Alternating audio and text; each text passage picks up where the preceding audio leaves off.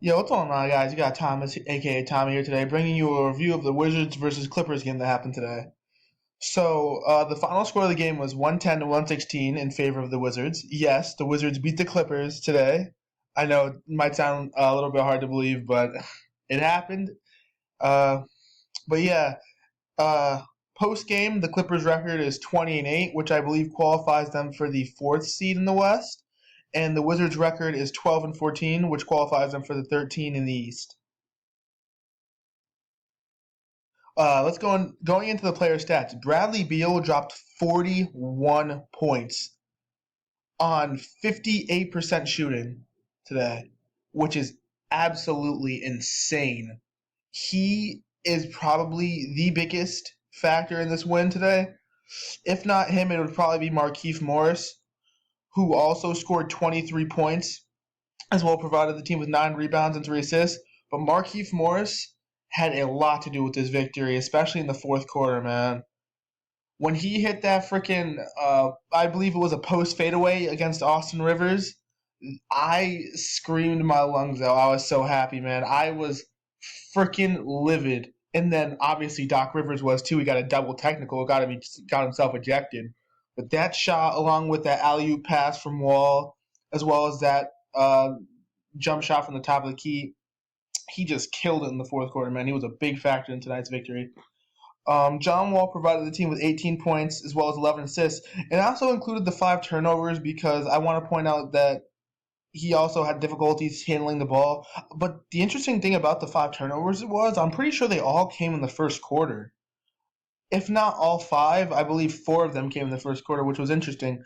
And I think that was one of the main reasons why we actually won the game. He was able to limit the turnovers in clutch situations in crunch time, which had a big effect on the team, obviously. Otto Porter provided the team with 9 points and 7 rebounds, so he did his thing. He didn't have a big game, but I mean, he doesn't usually have big games, but he could provide a little bit more. But he still did his job, especially defensively. And Marcin Gortat certainly got outplayed by DeAndre Jordan this game, but he still did what he had to do, providing the team with 9 points, 7 rebounds, and 2 blocks. Um, Now for the Clippers, Blake Griffin was their leading scorer with 26 points, 7 rebounds, and 7 assists. He had a pretty good game, but honestly, he missed a lot of big shots for the Clips down the stretch. High percentage shots as well. He was open from mid range and he just kind of bossed his shots. So, I mean, it happens, I guess. JJ Redick provided the team with 17 points. Almost all those points, barring one field goal made in the first half, came in the second half. So, big second half for him. Mo Spates gave them a spark off the bench with 14 points and 4 rebounds, dropping, I believe, 3 triples, which was pretty good. Uh, Chris Paul provided the team with 13 points, 12 assists, as well as 4 rebounds. He also had 3 turnovers, which is not very normal for Chris, considering he's probably one of the most responsible point guards in the NBA regarding turnovers. But yeah, I mean, he faced the Wizards, which is a team that forces the most turnovers out of every team in the NBA, so it's understandable. And DeAndre Jordan provided 13 points and 17 rebounds. He absolutely dominated the glass this game, which was significant, but nonetheless, the Wizards still came out with the win. So moving on, team stats. The Wizards once again shot over 50% from the field at 53.1%, making 43 out of the 81 attempts. 3-point field goal percentage is actually, they shot very well from beyond the arc this game. Over 50%, 10 for 19, which is actually very, very good for the Wiz. Free throw percentage, 70%, which isn't bad. I know towards the end of the game, a lot of missed free throws started to happen. I'm pretty sure John missed 3 big free throws in the fourth, and Beal also missed 1. Um, the bench only provided 17 points this game, which is an issue for sure. But considering that Kelly Oubre Jr. and Jason Smith, 2 of the most important parts of their bench, were out this game, I mean, it's understandable. Uh, Total rebounds, the Wiz had 33. Total assists, the Wiz had 24, and total turnovers, the Wiz had 15, which isn't horrible, but it's not good by any means. Moving on to the Clippers shot also fairly well from the field, almost 50%, making 43 out of their 87 attempts. 3-point field goal percentage is where they really, really, really were less efficient. Only shooting 30% from the field, which was 7 for 23. That was very significant because they are a relatively good 3-point shooting team, considering they have JJ Redick, one of the league's best sharpshooters, as well as CP3, who's actually improved his 3-point percentages this year. So to see them shoot so poorly from three is actually quite surprising. Free throw percentage, uh, they shot 70.8%, making 17 of 24. The bench provided them with 35 points. Maurice Spates providing them with 14 himself. I'm pretty sure Austin Rivers also had 13, so those two were pretty big for them. Total rebounds, they out-rebounded the Wiz by 7. Total assists, they out-assisted the Wiz by 4, and they were even with the Wizards in regards to turnovers. Key factors, what decided the outcome of this game?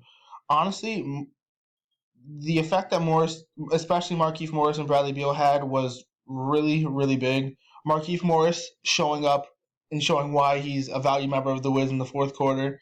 Bradley Beal doing his thing on the offensive end. He was certainly an unstoppable force. The Clippers really had no chance of stopping him at all this game. He was just pooping all over the Clippers defense, to be completely honest with you. And considering that the Clippers are one of the best defensive teams in the NBA, very impressive.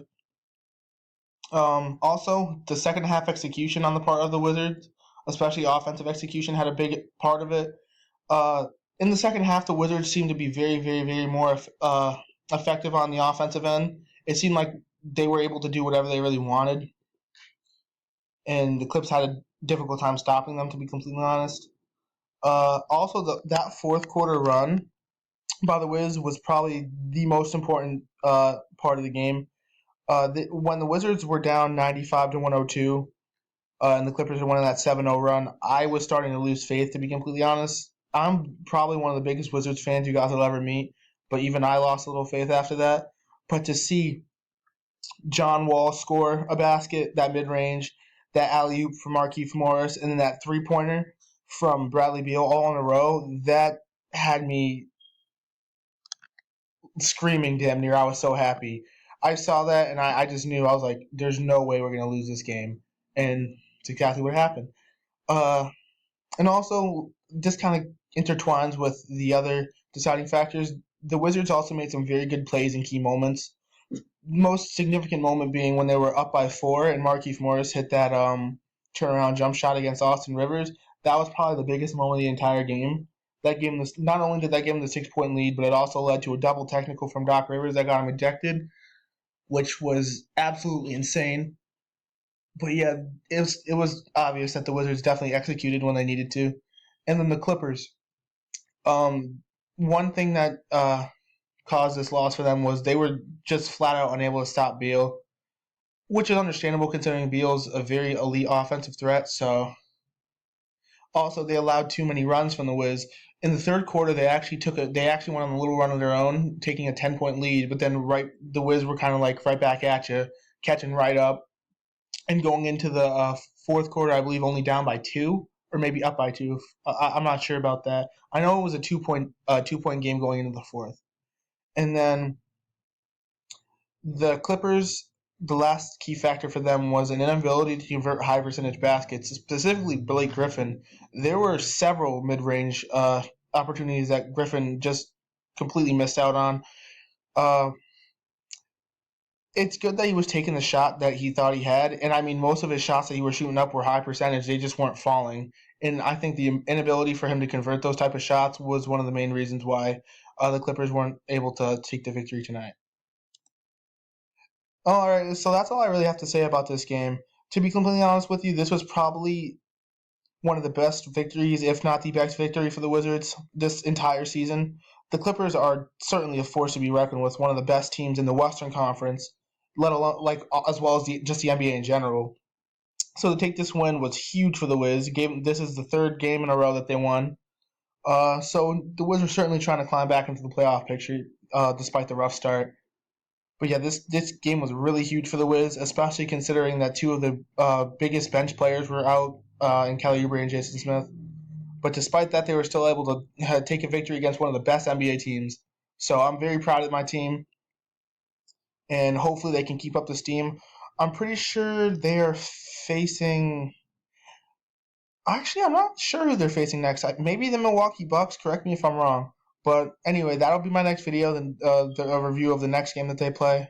But anyway, thank you for watching. This was a great victory for the Wizards, so props to them. And yeah, stay tuned for my next game review that should be happening in a couple of days.